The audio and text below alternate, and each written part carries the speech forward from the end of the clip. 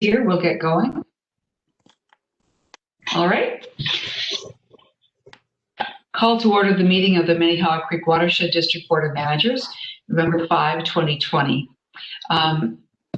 Just note once again, we are convening through WebEx pursuant to Minnesota Statutes 13D021 due to the COVID-19 pandemic and my determination that it is not prudent for the Board of Managers or any committee to meet in person and not feasible to provide for any member of the public or board to meet at our regular location.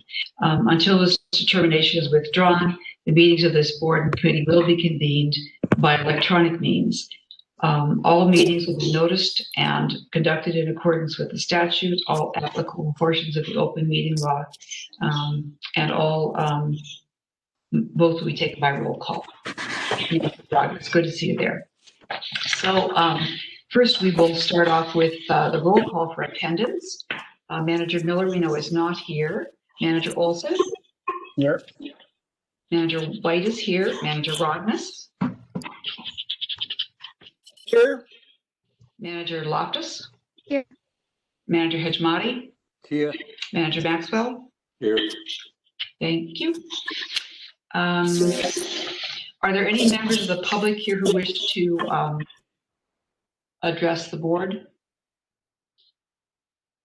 If not, we'll move to approval of the agenda. Is there a motion to approve? Was that Manager Maxwell I heard? Yes. Okay, is there a second? Hejmati, second. Thank you, Manager Hejmati. Roll call approving the agenda. Manager Maxwell? Aye. Manager Hejmati? Aye.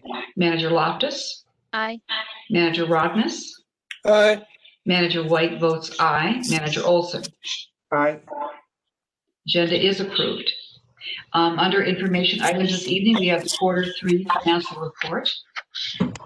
Then moving to the consent agenda, there is one item. It is approval of the minutes from the October 22nd board meeting. Is there a motion to approve the consent agenda? So moved. Manager Rodness moves. Is there a second? Hejmati, second. Thank you, Manager Hejmati. For approving the consent agenda, Manager Hejmati? Aye. Manager Rodness? Aye. Manager Loftus? Aye. Manager White says aye. Manager Olson? Aye. Manager Maxwell? Aye. Consent agenda is approved. I didn't have any meetings in the last 2 weeks, but I did tune into the virtual State of the County address. Commissioner Green last week spoke primarily or largely about the COVID-19 impact on the work of the people and the residents, the city staff, the county staff.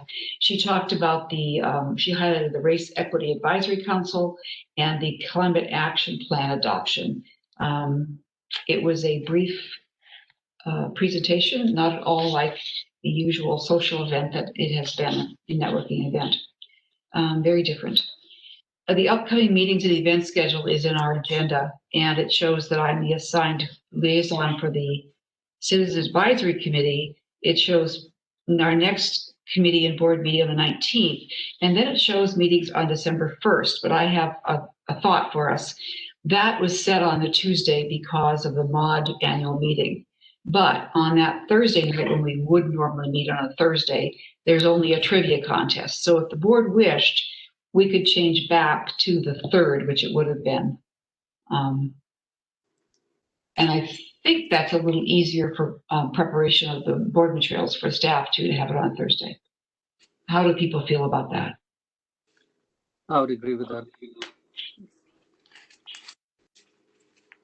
Generally, is there a consensus about that? It'll work for me. That's fine. Great. All right, then we will change back to the Thursday and have that first meeting in December be on December 3rd. Okay. Make that change on that. President White, Yes. you had talked to me about this earlier in the week, and I was informed after we spoke by my wife that I have an obligation on the 3rd. So I think it's fine that we switch the meeting. I just wanted to give everybody a heads up that because it was scheduled on the 1st, I'll be missing the 3rd, and I'll make arrangements to make sure that anything that I would otherwise cover in the meeting is taken care of. Okay, thanks, James. We have no hearings or permits this evening, so let's move to action item 11.1, which is resolution 20083. Mr. Sherman.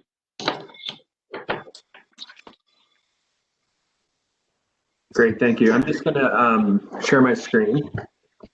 Please let me know if it's showing up.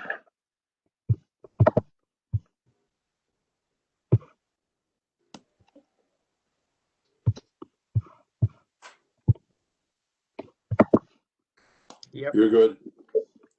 Great, thank you. I'm going to try to get this into a full screen.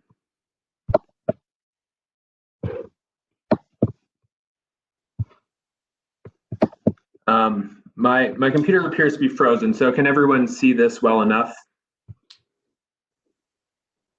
Yeah. Yeah, Gabe, we can see. Great, thank you.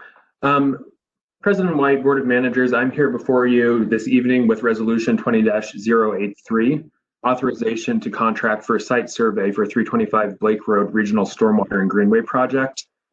This is really, I've just prepared a few brief slides to help walk through basically the need and rationale for the timing of conducting this survey work at this point.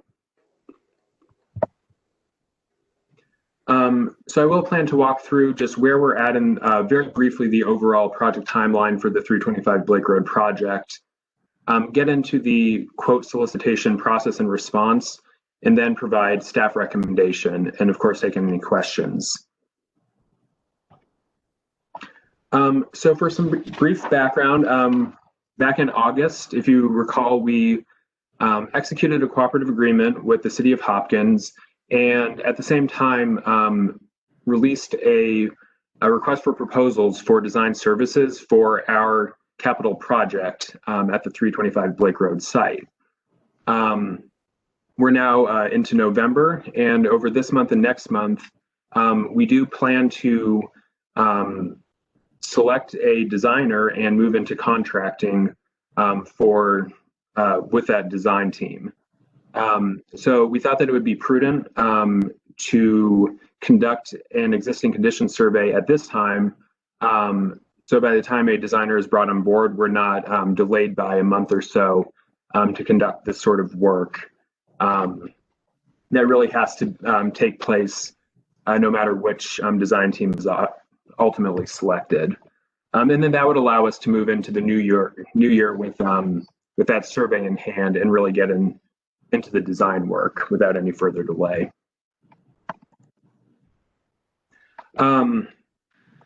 So I've just put up on the screen a very basic stripped down version of the scope of work that we put out for quotes. For the largest parcel, 325 Blake, we're requesting an ALTA survey, which really provides the highest degree of legal certainty around the boundaries.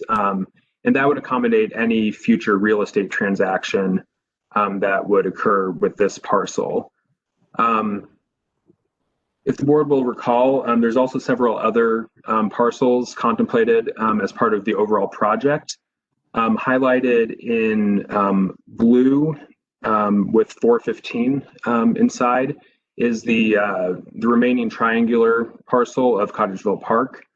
Highlighted in green, adjacent to that, is a creek outlot that is owned by the city, but borders the creek and two other parcels at 1308 and 1312 Lake Street that the district owns, and which will be designed in concert with the 325 Blake parcel as well. For those remaining parcels, a full ALTA survey isn't really necessary. We really need to get just a boundary survey as well as topographic, any utilities on site, and for all parcels, a tree survey as well. And given all of that, we'll be in good shape both from a legal standpoint with any real estate transaction, as well as having a full existing condition survey that will be useful for a landscape architect and engineer as well. And so we solicited quotes from 4 firms to make sure that we were getting a competitive bid, and came back with quotes from 3 firms, which are displayed right here on this slide. We heard back from Stantec, Sambatec, and HTPO, and you can see that both Stantec and HTPO fell very close to each other, just around that $11,000 mark for the full scope of work. The one difference between those 2 quotes is HTPO was offering a fixed fee, which did not include reimbursable expenses, such as travel and other incidentals, whereas the Stantec lump sum includes everything. And then the Sambatec quote was clearly just several $1,000s higher than either of the other quotes. So given that Stantec was the low bidder and also submitted a very clear approach to their process, especially with the tree survey, we would make a recommendation to the board this evening to authorize contracting for the existing conditions survey with Stantec for a contract value of $11,155. We would also recommend including a 5% contingency fee of $555 for a total not to exceed budget of $11,710. And the reason for the contingency fee with a survey is, if there's any work that wasn't contemplated at the time of scoping that once the survey team gets out into the field, they feel is necessary to get us a product that's useful for our design team and for our real estate purposes. So with that, we would, as staff, recommend approving resolution 20-083. And I'm happy to take any questions. Thank you, Mr. Smith. I'm sorry, I'm echoing again. Is there a motion to adopt resolution 20-083? Move approval. Olson. That was Manager Olson. Thank you. Is there a second? Pejmati, second. Pejmati seconds. Are there questions for Mr. Sherman? Max wasn't. Have we used Stantec before? I will defer to Mike Heyman or someone else. My full disclosure, my computer is fully frozen, so I cannot see anything on WebEx. I'm just speaking into a blank screen right now. We have not used Stantec previously, Manager Olson.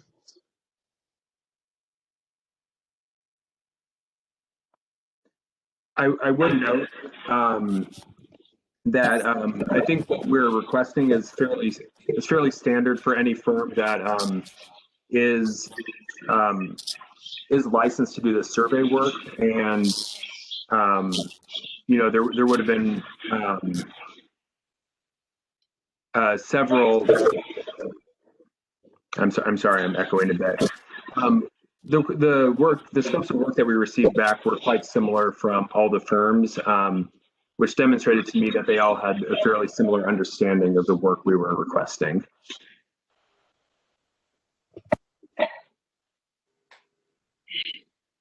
Was that Manager Maxwell's question? Do you? Yeah, that was it. Yeah, that's fine. That works? Okay. Yeah. Any other questions for Mr. Sherman? With that, then we'll vote on the resolution by roll call. Manager Maxwell? Aye. Manager Olson? Aye. Manager White votes aye. Manager Loftus? Aye.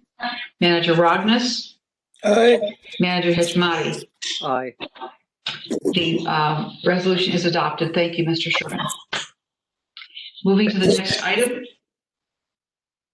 Resolution 20.084, Ms. Moran, the Hopkins Plan.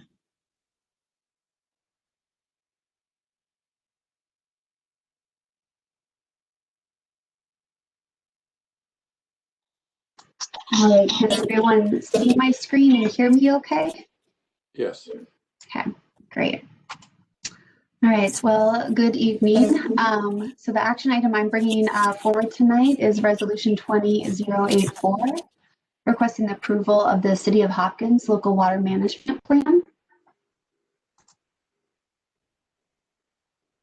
And so tonight we'll be following the usual outline we use for these local water management plan reviews. So that's including covering location, resource issues and strategies from our district plan, the city's priorities, the content of the coordination plan, regulatory authority, and then wrapping up with the staff's recommendation.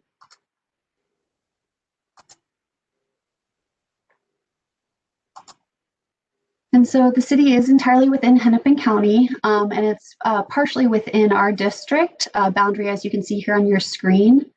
The city occupies approximately 2.2 square miles, so a little over 1,400 acres within our district, located within the Minnehaha Creek subwatershed portion. And then the remaining is all within 9 Mile Creek Watershed District. And of course, the Minnehaha Creek subwatershed was identified as a priority subwatershed for implementation efforts for the district for this current plan cycle. And some of the primary management strategies identified in our plan for the subwatershed included stormwater management, stream restoration, and restoration of wetlands and ecological corridors.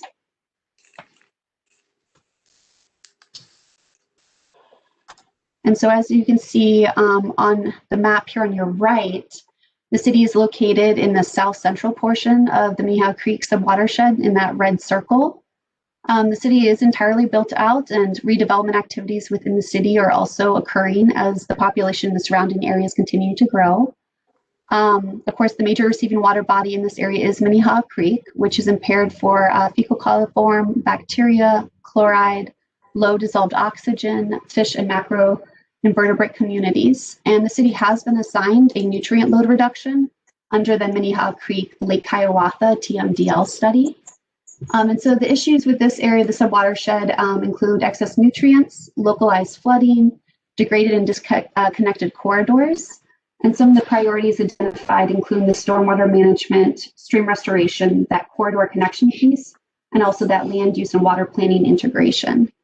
And it is worth noting here, as mentioned in the board packet material, the city and the district have a history of partnership through the work in the Minnehaha Creek Greenway, including Cottageville Park. And as Gabe had just mentioned, back in August of 2020, the city and the district agreed to explore further collaborative work through the adoption of that cooperative agreement for coordinating planning, improvements, and development for that 325 Lake Road. And it is the city and the district are continuing to coordinate on kind of rolling in that additional work from Cottageville Park into the regional stormwater project at 325 Lake. And again, you just heard, a little bit about this from Gabe earlier with his request for survey work for the 325 Lake Road in Cottageville Phase 2. So this is current and ongoing. The city has worked with district staff to develop the coordination plan to further document this shared commitment. And it's really focusing on integrating the land use and water planning through early coordination and continued collaboration from that we've already been experiencing. And so the city's local water management plan highlighted the city's priorities, which included, addressing the required load reduction for Minnehaha Creek, evaluate, some of this includes evaluating and improving their stormwater program, treatment and management, coordinating with the district on opportunities, and continuing the ongoing improvements along the creek corridor, promote stormwater management with new developments, which includes the redevelopment efforts in the area, continue to implement the stormwater pollution prevention plan, so their SWIP, and they're focusing on street sweeping twice a year, focused on stormwater pond inspections and maintenance, are some of their big highlights right now. And then the coordination plan between the city and the district cover a range of efforts that kind of fall into these general buckets of annual meetings, project partnership, regulatory land use coordination, the MS4 coordination, and land use planning. It is worth noting that we did work with them on the language around the project partnership piece. And we really did call out that early coordination around the land use and water planning within this coordination plan. And so in terms of regulatory authority, the district will continue to administer all of its rules and will continue to administer WACA. And so with that, the plan does meet all the requirements and staff is recommending approval. Thank you. Thank you, Ms. Moran. Is there a motion to adopt Resolution 20084? No, Maxwell moves. Thank you. Is there a second? Page second. Thank you. Any questions for Ms. Moran? It's nice to be closing the loop and getting these all finished off, isn't it? If there's no more, then we can go ahead and vote on adopting the resolution. Manager Hejmati? Aye. Manager Loftus? Aye. Manager Maxwell? Aye. Manager Olson? Aye. Manager Rodmas? Aye. Manager White votes aye. Thank you, and thank you, Ms. Moran. Appreciate it.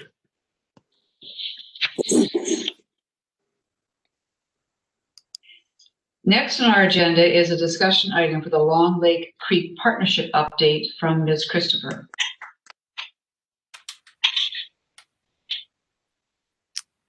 Good evening, Chair White, managers. Let me just pull up my presentation.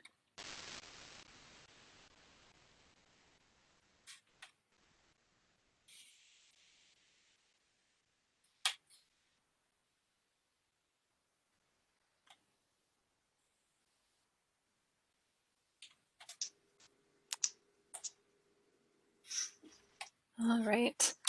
So this evening, I wanted to just provide a brief update on some recent activity with the Long Lake Creek Partnership Initiative, including the roadmap preview document that's been developed, takeaways from the recent round of presentation to city councils, and then the award of grant funding through the watershed-based implementation funding program for one of the projects in the roadmap. And then just kind of wrap up with some next steps and any questions or feedback that the board has. So first, just to kind of recap the most recent board discussions that we've had. Back in May, staff provided an overview of the work completed and findings of this watershed assessment, and went over the opportunities that have been identified and how we were starting at that time to prioritize them based on cost effectiveness, feasibility, and other considerations.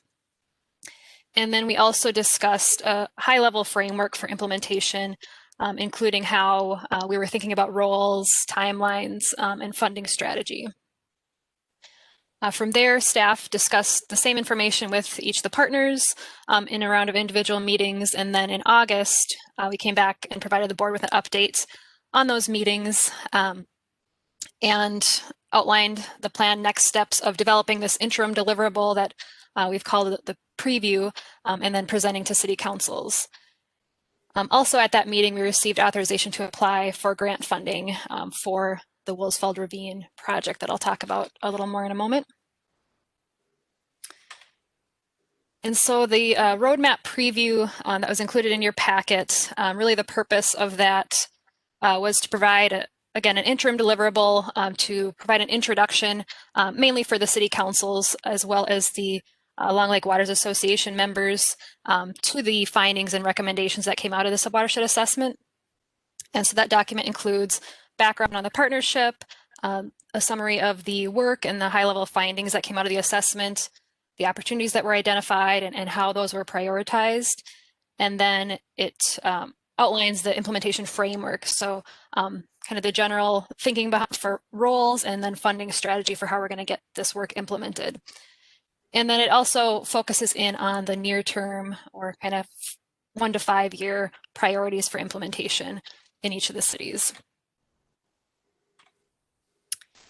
And so this table summarizes those 5-year priorities and projects for kind of this near term implementation were prioritized based on cost effectiveness, kind of trying to get the biggest bang for the buck, as well as project feasibility. So looking at, just technical feasibility, complexity, land ownership, and how things intersect maybe with other planned work or development activity. We also looked at just the general best practice of reducing upstream and external loads before internal loads for greater longevity and cost effectiveness. And then we also took into consideration the assumption that a lot of this implementation is going to be grant dependent, and so that also kind of plays into just the number of projects that can get implemented in a given time frame. And so essentially, we recommended one project for implementation in each city within the first 5 years.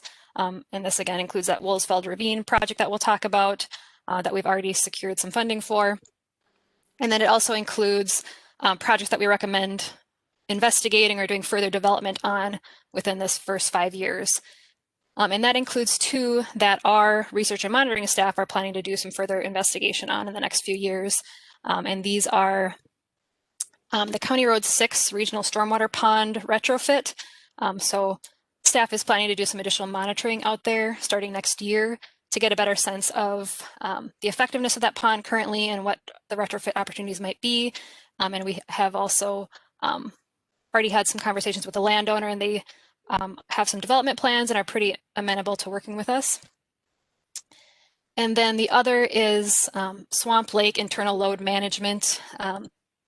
So that's a large wetland at the very top of the watershed that drains into School Lake, and we believe is a big source of phosphorus for School Lake. And so the plan there is to do some additional diagnostics and get a better sense of what's going on with that part of the system. And then finally, kind of that last row there is just the priority of having all the partners really making sure that we're effectively screening any development activity to look for opportunities there as well, and that we lay out an approach for how we're going to kind of flag those opportunities and coordinate on those early in the process. And so the preview document was shared with city councils, and then a presentation was made to each of the councils over the course of the last several weeks. And I would say that feedback was generally in line with expectations and pretty consistent with what we've been hearing from staff throughout the process. And just highlighted kind of a few takeaways here from each. With Orono, generally there was support for the plan and for pursuing grants for the work. However, there was not really much support for the city providing funding towards the projects. So they emphasized the importance of getting grant funding for that. I think this was something that we were aware of and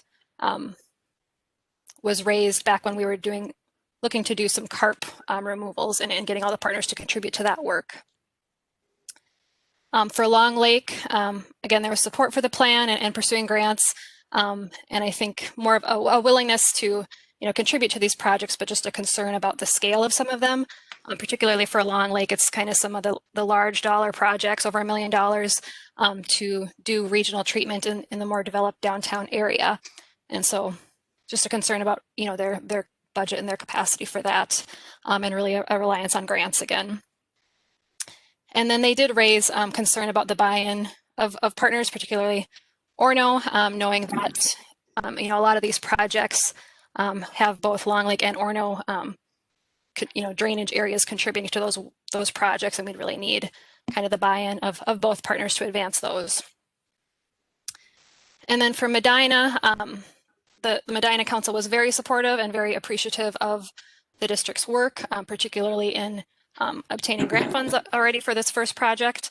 And they were really expressed a lot of willingness to commit resources to the work and really be a leader within the partnership.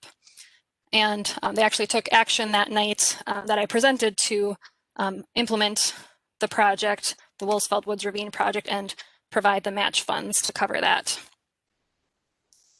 So that was pretty exciting. And just to talk a little more about that project, again, we got a grant through the watershed-based funding program, and it was for the full requested amount of $232,000, or 80% of the project costs. And as I mentioned, Medina has committed to lead the implementation of that project and cover the grant match. They have not asked for any significant support or resources from the district for that. They're kind of fully willing to take that on. That one is estimated to get a load reduction of 46 pounds. Excuse me. And I think, you know, this really provides sort of an early win for the partnership before, you know, the roadmap is even finished. And it just, I think, helps build confidence in the plan and in the grant strategy. So just a few next steps. You know, really now that we've kind of crossed this milestone of getting this information in front of the councils, we're really now turning our attention into finishing out the full roadmap. And right now we're in the process of working with WANC to complete some engineering analysis on a handful of projects where we wanted to, you know, fill in any data gaps or refine budget and cost estimates for some of those projects. And that's expected to wrap up later this month. And then from there, we'll really just be building out more of the data, the findings, you know, just documenting all that information into more of a robust report, as well as building out, you know, project descriptions and a more detailed strategy in coordination with the partners. And then in parallel, we'll continue advancing some of these near-term priority projects, such as the Woolsfeld Ravine project. Excuse me. And with that, I'm happy to take any questions or feedback from the board. Thank you, Ms. Christopher. Appreciate that. Are there questions for her?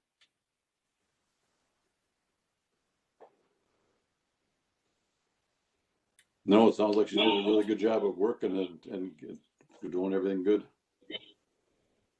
Thank you, Manager Maxwell. It's really impressive to see what progress has been made. This started with a very modest beginning, and it's really been something important. Thank you. Anything else for her? Well, we'll let you go. And thank you very much, Ms. Christopher. Great. Good to see Thank you tonight. The next item is Ms. LeBeau talking about the 2021 CAC appointments.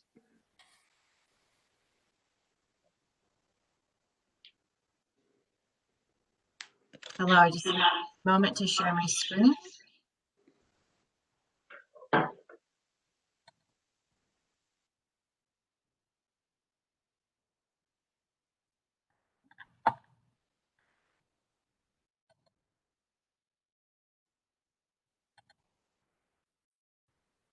And can everyone see my screen okay?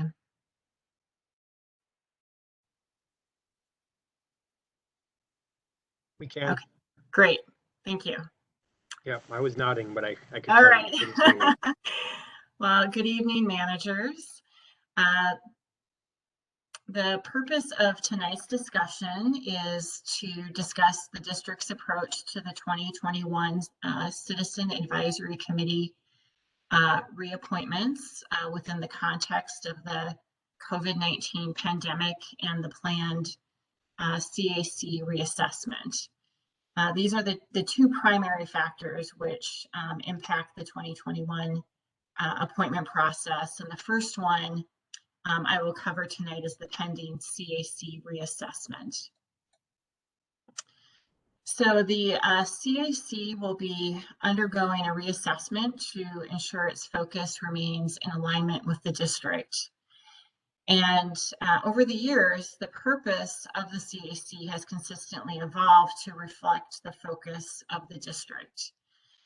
The CAC initially recommended grant funding for residential scale best management practices when the district's focus was on broad-based outreach.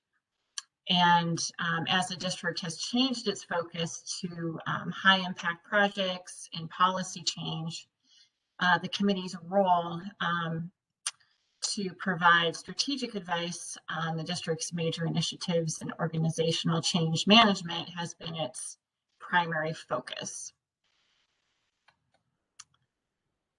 So the reassessment of the CAC is planned to ensure that their work remains in sync with the district. And as James discussed with the board, I believe it was the last meeting, the district is nearing completion of a period of intensive organizational change and is now pivoting to focus on implementation and also maintaining some level of long-term planning. So the district, and as a result, the work of the CAC is at this strategic juncture where the focus of the work will be shifting. And as I mentioned before, over the last several years, the CAC's focus has primarily been on, the front end of planning the district's large strategic initiatives. So, with this shift in work toward implementation and longer term planning, the focus of the CAC will also need to change. So the staff and the CAC will need to determine how the committee can best support the work of the district during the strategic shift. So staff will identify and run a process for multi-stakeholder engagement in the CAC reevaluation. So the process, it may result in changes to the structure, the workflow, and the strategic position of the CAC. An example would be such as the frequency of meetings, the style of input, or the area of focus. And the process for this reevaluation will be brought to the board at a future date. So as I mentioned earlier, the pending CAC appointment process is impacted by this pending CAC reassessment. And as a reminder of how the process works, each year the board appoints members of the CAC, and this process for 2021 has begun.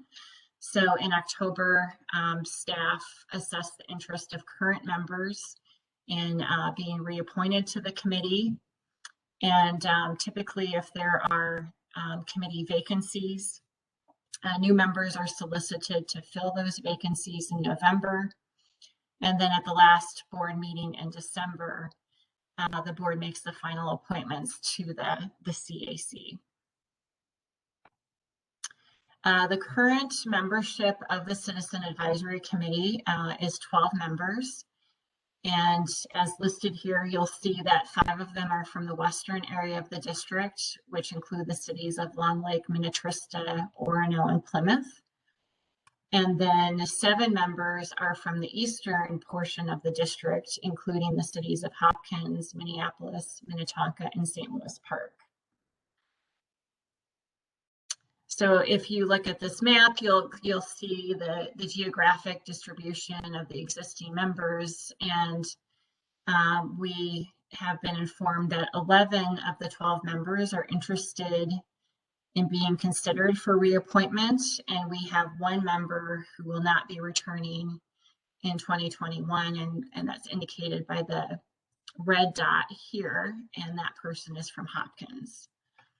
So you'll see that, despite the 1 person leaving, there's pretty even distribution throughout the watershed district among the members.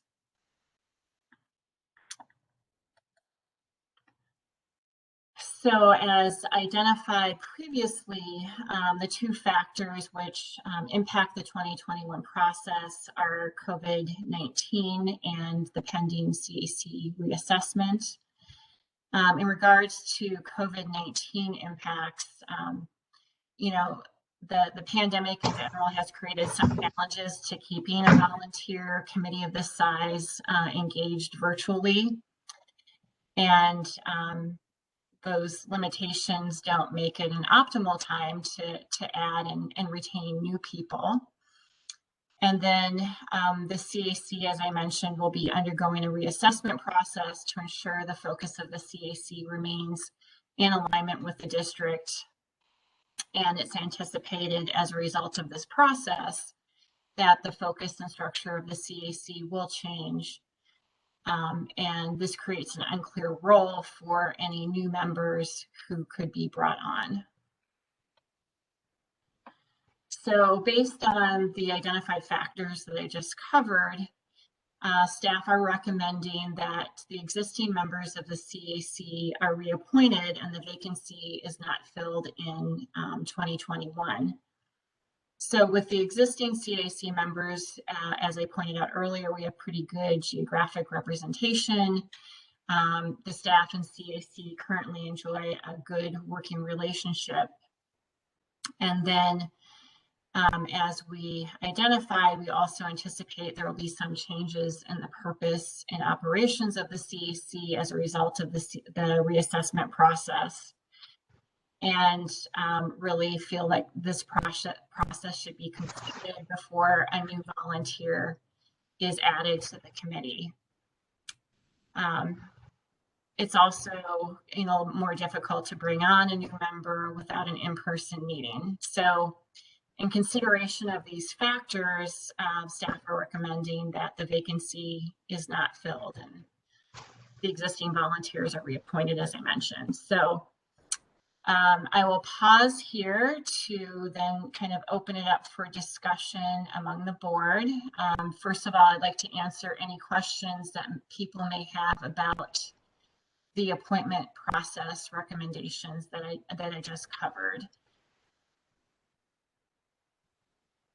And I'll probably need James's help to identify people who have questions. I can't see everyone with my presentation up. Thank you, Ms. LeBeau. So are there questions about the appointments process recommendation? Madam President, this is Louis Smith. I Sir. just have one quick question. Yes. I was wondering if there's any consideration to having someone from Carver County, or maybe there's a language barrier.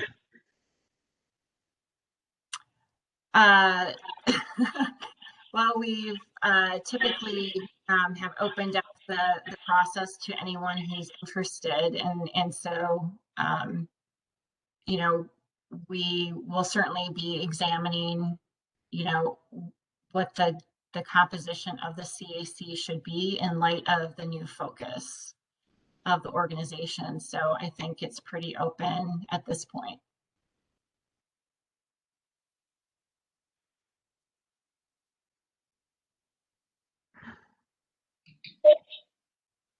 Are there additional questions? I have a comment. We have never formally, we have never set a fixed size for the CAC.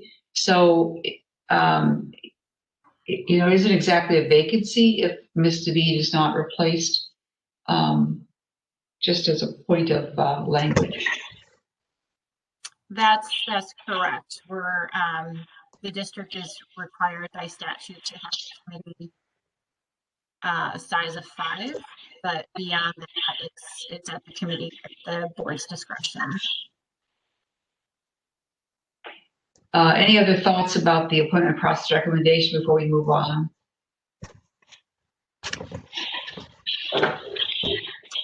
Thoughts then about the specific recommendation that Ms. LeBeau has made?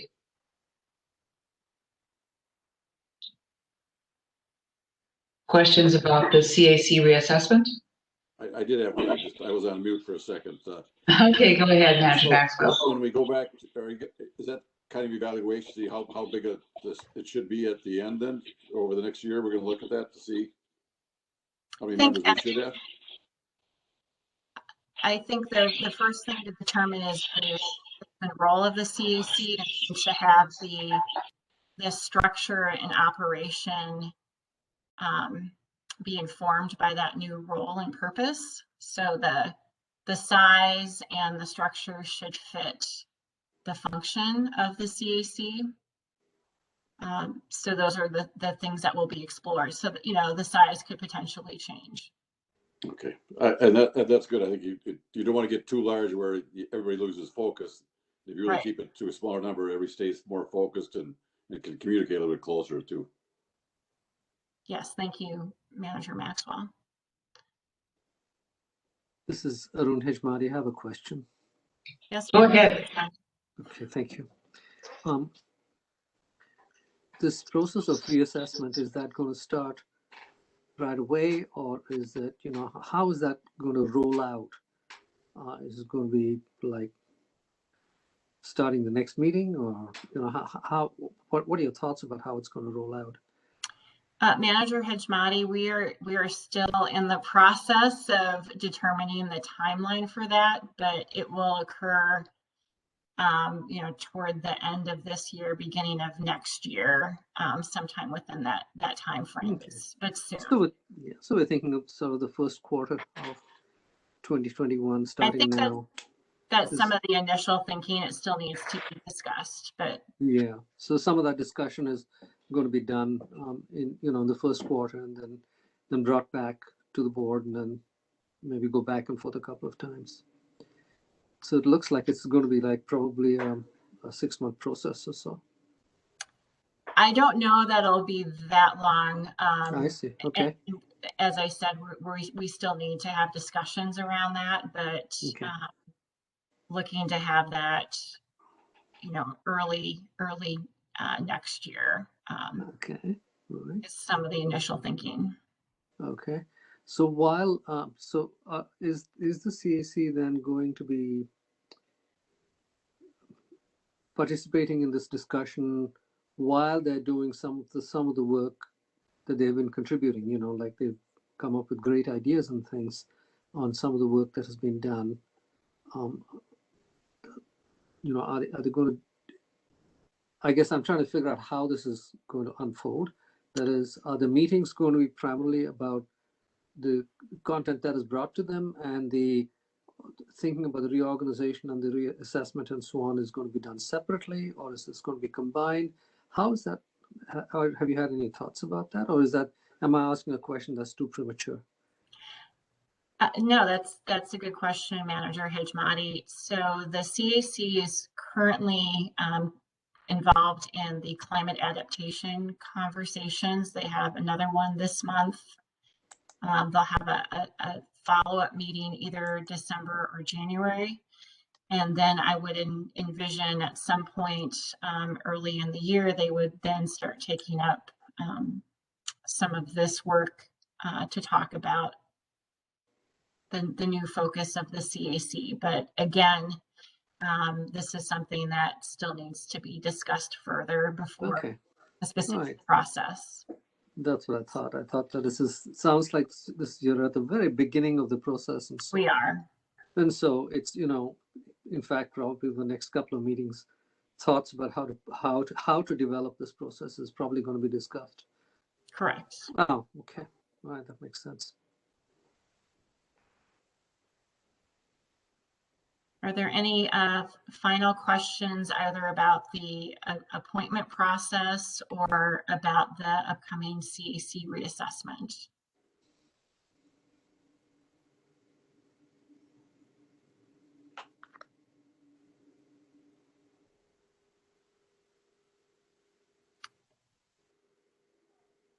So unless there are any concerns, then I'd take that as a sign that the board is comfortable with the recommendation that staff are making. Is that correct? Yes. Yes, this is Arun. Yes, I agree. Maxwell, yes. All right. Well, thank you. Thank you very much for your time this evening. That will conclude my presentation. Thank you, Ms. LeBeau. Appreciate it.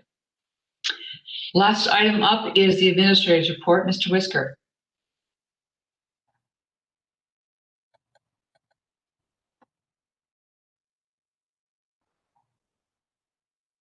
You need to unmute, James.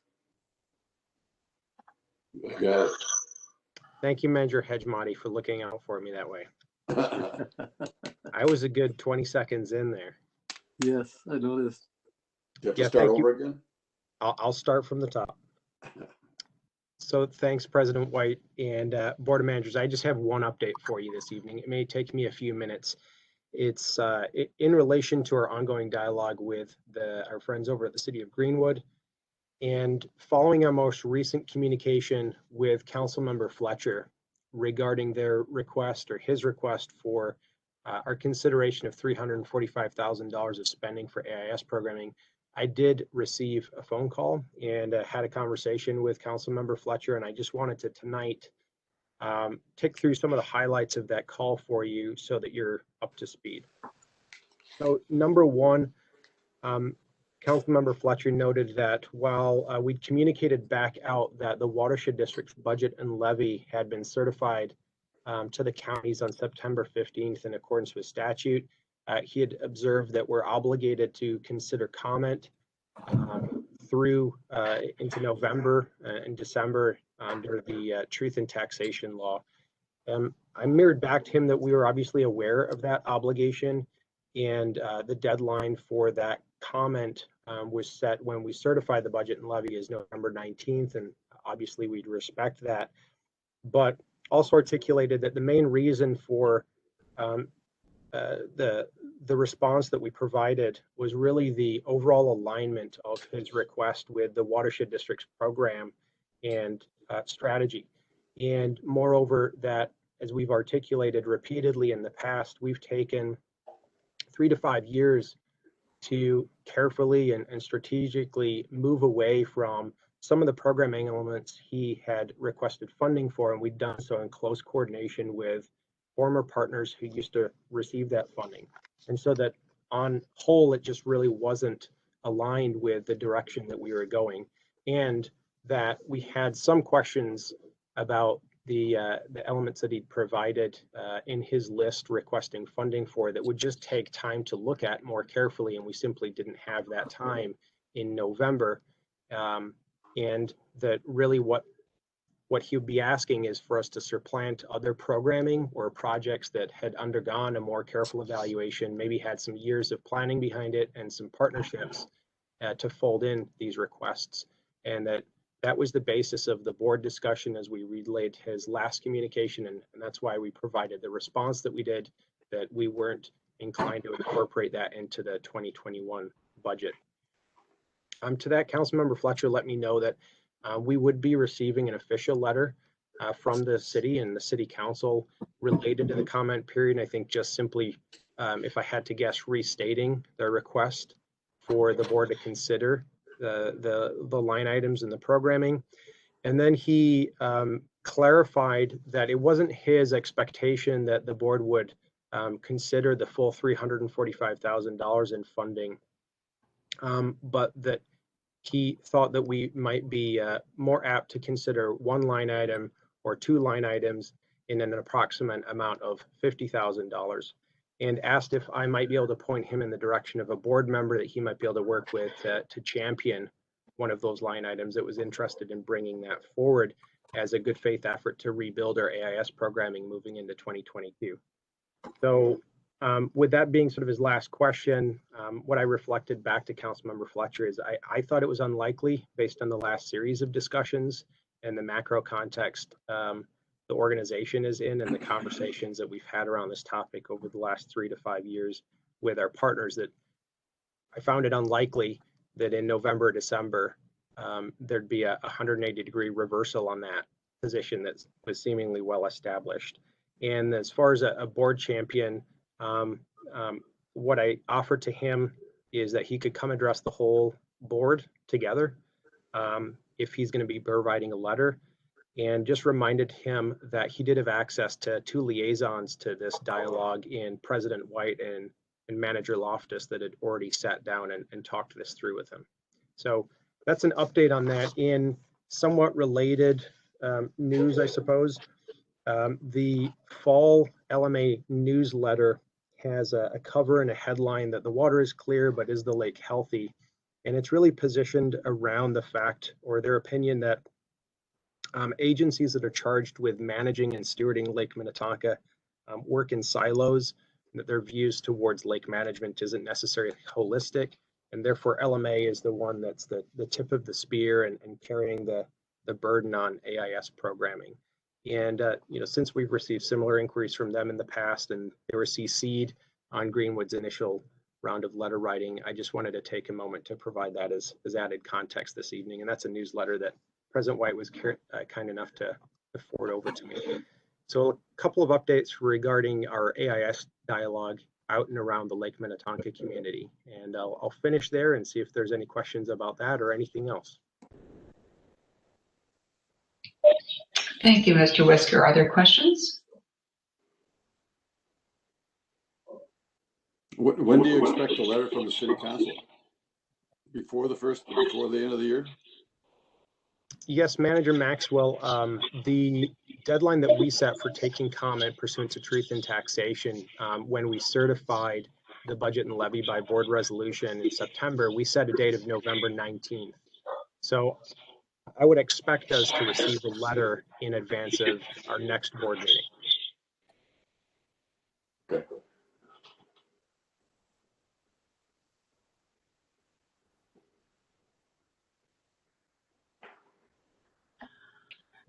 Any other questions? Well, thank you for that update, Mr. Whisker. I think that we're ready to adjourn. Nothing else? We are adjourned. Thank you, everyone. Good night. Okay, thank you so much. Yeah, good night. Good night, everyone. Thank you, everybody. Good night. Good night.